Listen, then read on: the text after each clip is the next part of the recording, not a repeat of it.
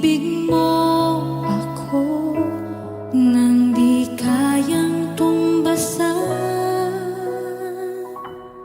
O Diyos ng katarungan at katuwiran, na kahit minsa'y di nabahiran ng kabanalan, kaluwalhatian. Salamat sa sundulang biyaya mo, O Diyos ng pag-ibig na mas malawak pa kaysa aking mga pagkakasala. Higit pa sa buhay ko, salamat sa sukdulang biyaya mo. Minsan pa ating awitin.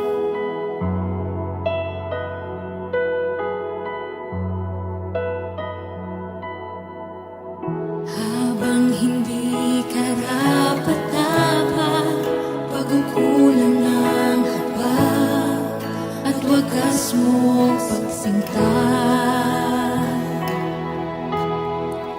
Habang walang kakayanang masuklian ka ng mabuti sa lahat mong ginawa,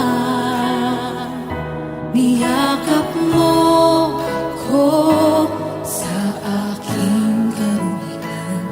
Inibig mo ako nang di kayang tumbasan.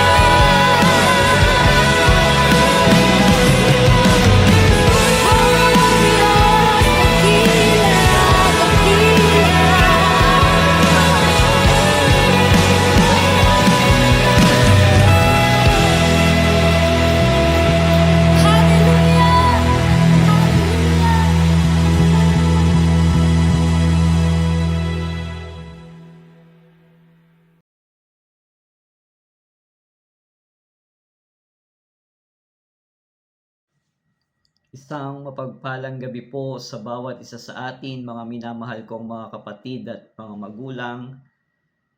Tunay ngang napakabilis ng araw na lumilipas at ngayon tayo na naman pong muli ay magsasama-sama upang ating pagbulay-bulayan ang napakadakila at mapanghamong mga salita ng ating Panginoon sa gabi pong ito. So ngayon pong gabi ay patuloy nating pag-usapan ang isang bagay na very important sa ating walk with God. At ito po ay ang repentance, no? Ang repentance ay hindi lang simpleng pagsabi ng sorry Lord. Hindi rin po ito basta feeling guilty dahil may nagawa tayong mali. Repentance is turning away from sin and turning back to God. Lahat po tayo ay nagkakamali. Lahat po tayo ay may weaknesses. May mga pagkakataon na alam nating mali pero ginagawa pa rin natin.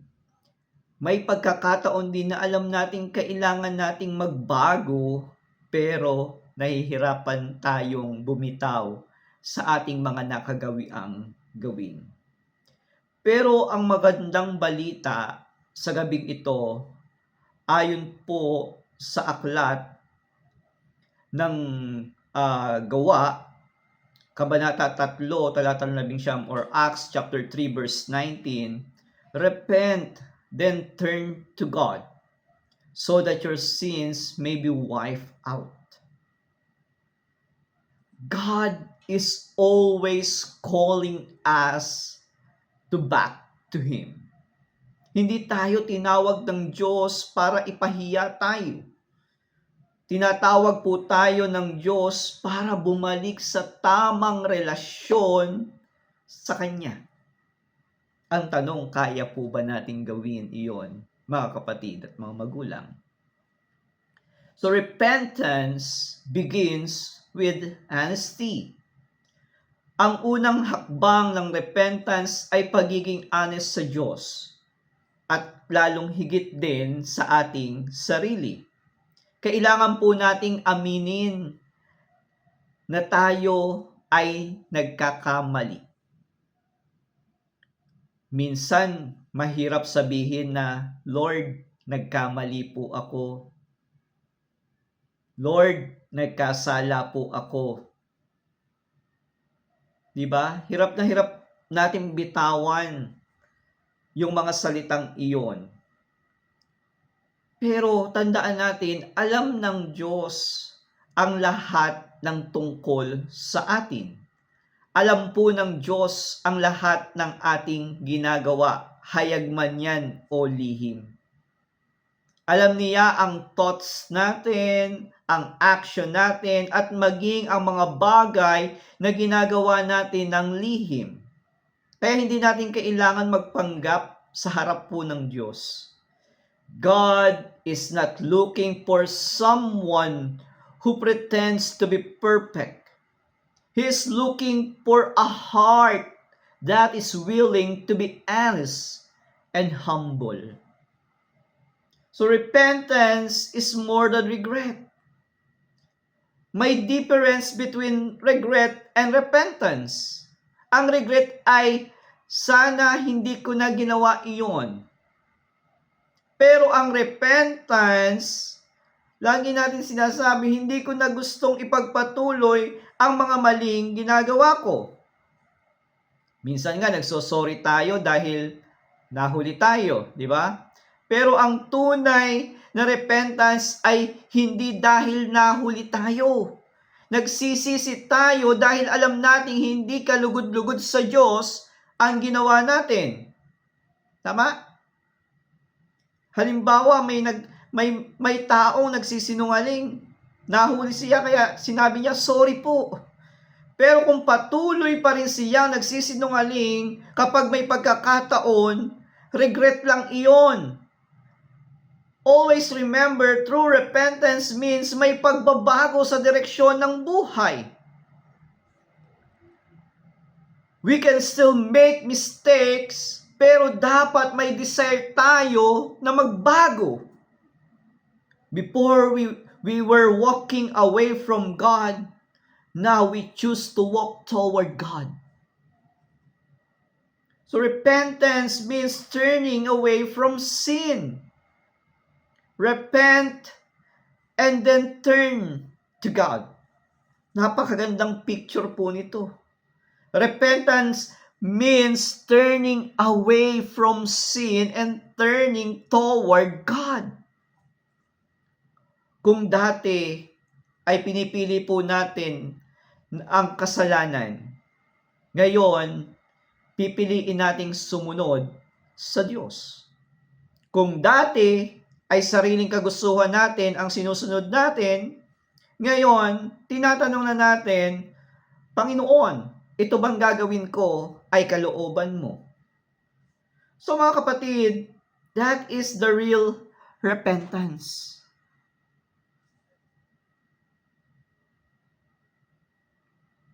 Mayroong pagbabago. Mayroong nababago sa atin. It is a change of direction. So repentance requires letting go. Sometimes gusto natin ang blessing ni Lord, pero ayaw nating bitawan ang mga bagay na hindi pleasing sa Kanya. Gusto natin ng peace, pero ayaw nating bitawan ang bitterness. Gusto natin ng restoration, pero ayaw nating magpatawad. Gusto natin ng bagong buhay, pero ayaw nating iwan ng old habits. Gusto natin ng God's presence, pero ayaw nating isurrender yung kasalanan natin. Mga kapatid, there are things that we need to let go if we truly want to follow God.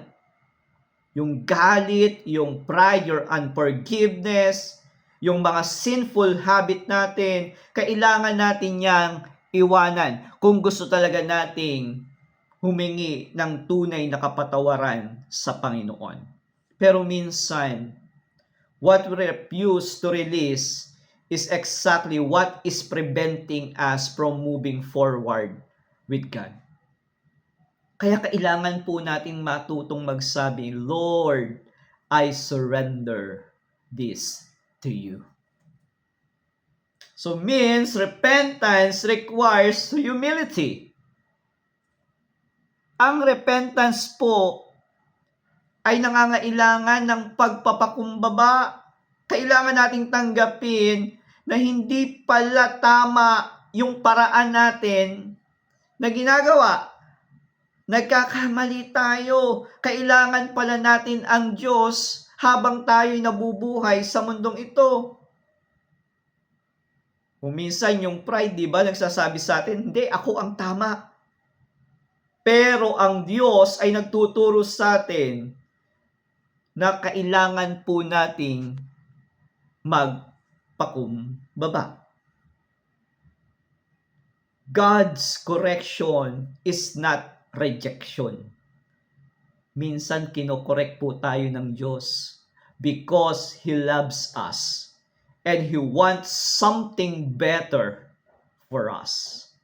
So repentance is coming home to the Father. Makikita po natin ang magandang picture ng repentance sa story po ng prodigal son sa aklat ng Luke chapter 15. Diba? Iniwan ng anak ng kanyang ama, gusto niyang mamuhay ayon sa sarili niyang kagustuhan, kinuha niya ang kanyang inheritance at umalis at eventually naubos ang lahat. Naranasan niya ang failure. Naranasan niya ang consequences sa kanyang naging desisyon. Pero dumating ang moment na natauhan siya. Naalala niya ang kanyang ama at sabi niya, babalik ako sa aking ama. That is repentance. Repentance is coming home. Maybe you have been far from God. Maybe matagal ka nang hindi nagpre-pray. Maybe matagal ka nang hindi nagbabasa ng Bible. Maybe you have made decision that you regret. Maybe you feel unworthy to come back. Pero tandaan po natin, God is still calling you home. Sa story po ng prodigal son, nang makita ng ama na bumalik ang kanyang anak, tumakbo siya para salubungin ito. That is the heart of our Heavenly Father. Hindi niya gustong manatili tayong malayo. He wants us to come home. So do not let guilt keep away from God. May difference din po dito between the conviction and condemnation. Conviction says, this is wrong. Come back to God. But condemnation says, wala ka ng pag-asa. Hindi ka na kayang patawarin ng Diyos. Kaya kapag kinakausap tayo ng Holy Spirit tungkol sa isang bagay, don't run away. Run toward God. At sabihin natin, Lord, patawarin mo po ako. True repentance produce change. Madaling sabihin na sorry Lord. Pero ang tanong, may pagbabago ba? Kung dati mabilis tayong magalit, let us learn to control our anger. Kung dati ay mapagmataas tayo, let us learn humility. Kung dati ay hindi tayo marunong magpatawad, let us learn to forgive. Kung dati ay selfish po tayo, let us learn to give. Kung dati ay malayo tayo sa Diyos, let us start seeking Him again. True repentance is not only changing our words, it change our actions. Hindi ibig sabihin na perfect na tayo. Pero kapag tayo po ay tunay na binago ng Diyos, people should eventually see the difference in our lives. A changed heart produce a changed life. Kaya nga, God gives us a new beginning. Baka may nagsasabi, Pastor, ang dami ko ng mistakes. Ang dami ko ng nasayang na taon. Paulit-ulit akong bumabagsak. Hindi ko na nababago ang Pasko. Yes, we cannot change our past. Pero kaya ng Diyos na baguhin ang ating future. Your past may explain where you have been, but it does not have to determine where you are going. Hindi mo kailangan manatiling prisoner ng iyong nakaraan. Hindi mo kailangan manatili na tignan palagi ang mga masasakit na pinagdaanan mo sa buhay para makamove forward. Ang kailangan mo lang ay ang Diyos. Maybe you made wrong decisions. Maybe you walk away from God, but God can still give you a new beginning. Repentance must become a daily walk. Ang repentance ay hindi lamang isang beses na desisyon. It should become part of our daily walk with God. Every day kailangan natin suriin po ang ating puso. Pwede nating sabihin, Lord, search my heart. Show me what needs to change. Help me become more like you. Huwag po nating isipin na dahil matagal na tayong Christian, ay wala na tayong kailangang baguhin. As long as we are alive, God is still working in us. May attitude pa siyang gustong baguhin. May habits pa na gusto niyang alisin sa atin. May mga sugat na gusto niyang pagalingin. May mga area pa sa ating puso na kailangan nating isurrender.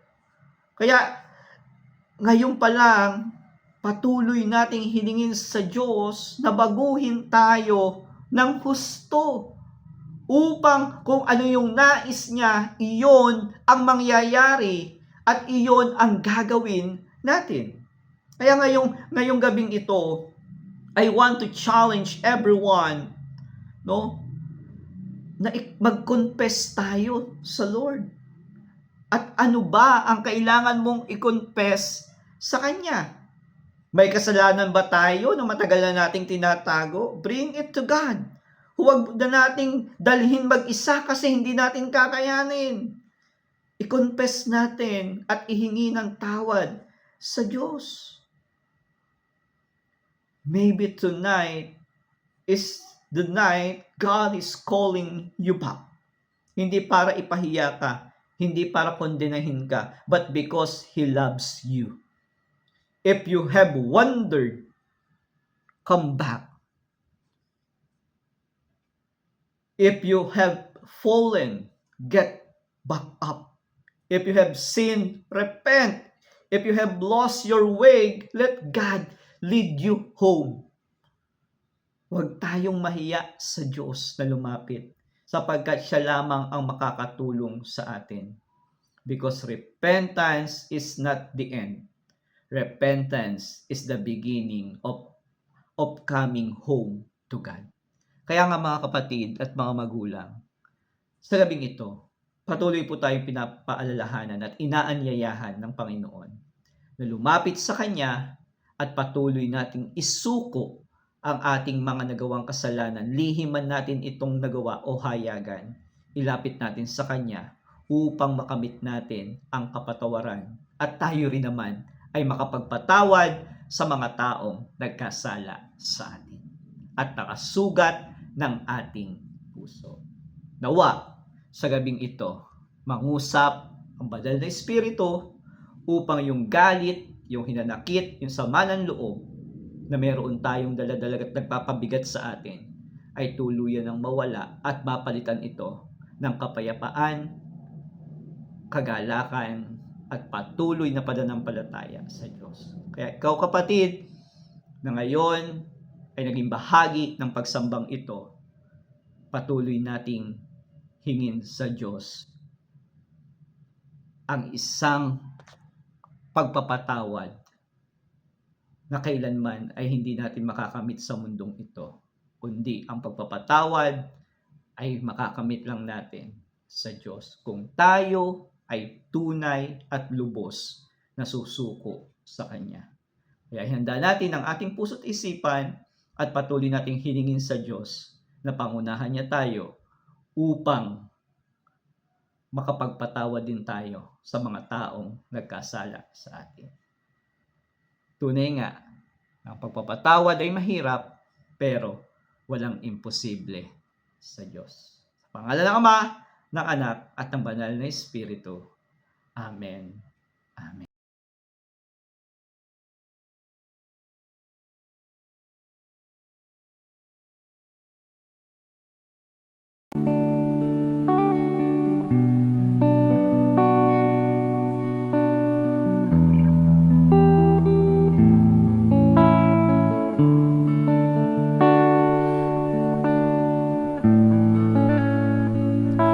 Pusong dalisay ang aking nais, nalikhain mo Diyos para sa akin. Pusong dalisay ang aking nais, nalikhain mo Diyos para sa akin. Isang pusong tapat na sa'yo'y nagmamahal, isang pusong sa'yo'y walang alinlangan, isang pusong tinitibok na ika'y parangalan. Handog ko'y pagpupuri sa'yo lamang, Jesus.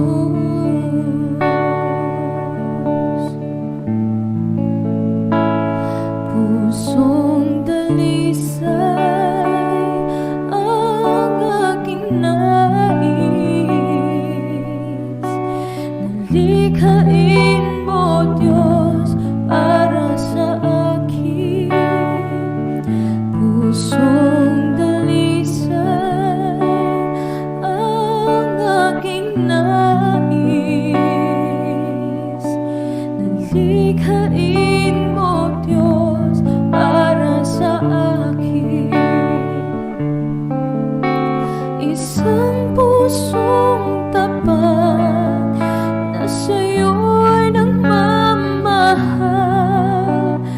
isang pusong sa'yo'y walang alinlangan, isang pusong tinitibok na ika'y parangalan.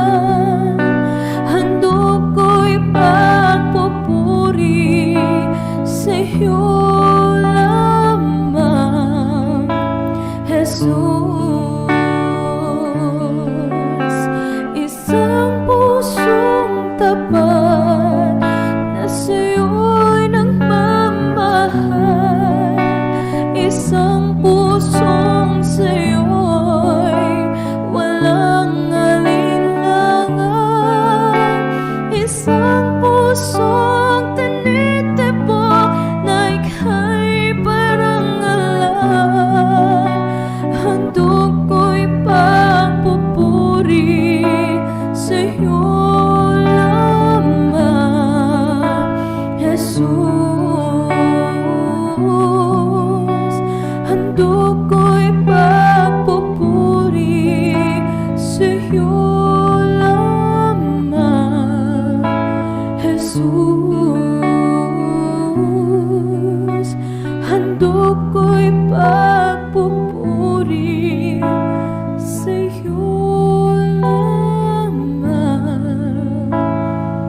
Jesus.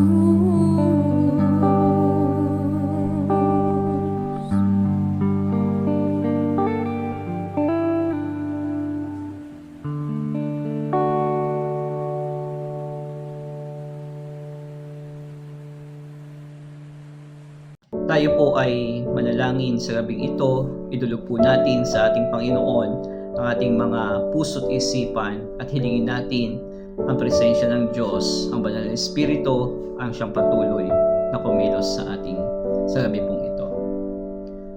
Aming dakila at makapangyarihang Diyos, maraming salamat po sa iyong salita na aming narinig at naipakinggan ngayong gabi.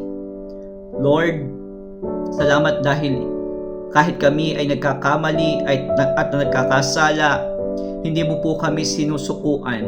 Patuloy mo po kaming tinatawag na manumbalik sa iyo. Panginoon, we humble ourselves before you. Inaamin namin ang aming mga kasalanan, ang aming mga pagkukulang, ang aming mga maling desisyon, at ang mga pagkakataong mas pinipili po namin ang aming sariling kagustuhan kaysa sa iyong kalooban. Forgive us, O Lord. Linisin mo po ang aming puso at patuloy pong baguhin ang aming buhay. Kung may kasalanan na patuloy naming kinakapitan sa mga sandaling ito, Lord, bigyan mo po kami ng lakas upang bitawan po namin ito. Kung may galit at sama ng loob sa aming puso, Lord, turuan mo po kaming magpatawad. Kung mayroong pride sa aming puso, turuan mo po kaming magpakumbaba. Kung kami man ay lumalayo sa iyo, tulungan mo po kami, O Diyos, na makabalik. Kung kami man ay nadapa, bigyan mo kami ng lakas upang bumangon muli. Lord, help us not only to say that we are sorry, but help us to live a life that shows true repentance. Tulungan mo po kaming talikuran ang kasalanan at piliin ang pagsunod sa iyo. Turuan mo po kaming maging mabuting halimbawa sa aming pamilya, sa aming mga kaibigan, sa aming mga trabaho, at sa mga lugar na aming pinupuntahan. Panginoon, we surrender everything to you. Ang aming nakaraan, ang aming kasalukuyan, at ang aming kinabukasan ay pinagkakatiwala namin sa iyo. Thank you, O God, for your forgiveness. Thank you for your mercy. Thank you for your grace. At higit sa lahat, salamat sa bagong buhay na mayroong kami na kasama namin ang aming Panginoong Hesukristo. Help us to walk with you every day.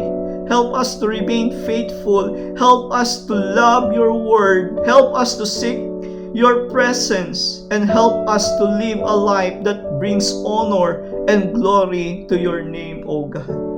Lord, siyasatin mo po ang aming mga puso at patuloy mo nawang padalisayin ito upang maranasan at masumpungan namin ang pagpapatawad na nagmumula lang sa iyo, at ang kapatawarang iyon na aming makakamit ay magtuturo sa amin upang kami rin naman po ay makapagpatawad sa aming mga kapatid na nagkakasala sa amin. Muli dakilang Diyos, nagpupulit kami nagpapasalamat sa iyo at pinagkakatiwala po namin ang aming buhay sa iyong dakilang pangalan. Ito po ang aming panalangin. In the mighty and precious name of our Lord and Savior Jesus Christ, we pray. Amen. Amen. At ngayon mga kapatid at mga magulang, patuloy nating tanggapin ang mabiyayang pag-ibig ng ating Panginoon. Let us leave the old ways behind and walk in the new life that God has given us. Naway patuloy tayong gabayan ng Panginoon, naway bigyan tayo ng lakas upang talikuran ang kasalanan, karunungan upang piliin ang tama at pusong laging handang bumalik sa Kanya. May the grace of our Lord Jesus Christ and the love of God the Father and the fellowship and guidance of the Holy Spirit be with you all now and always. Amen. Amen.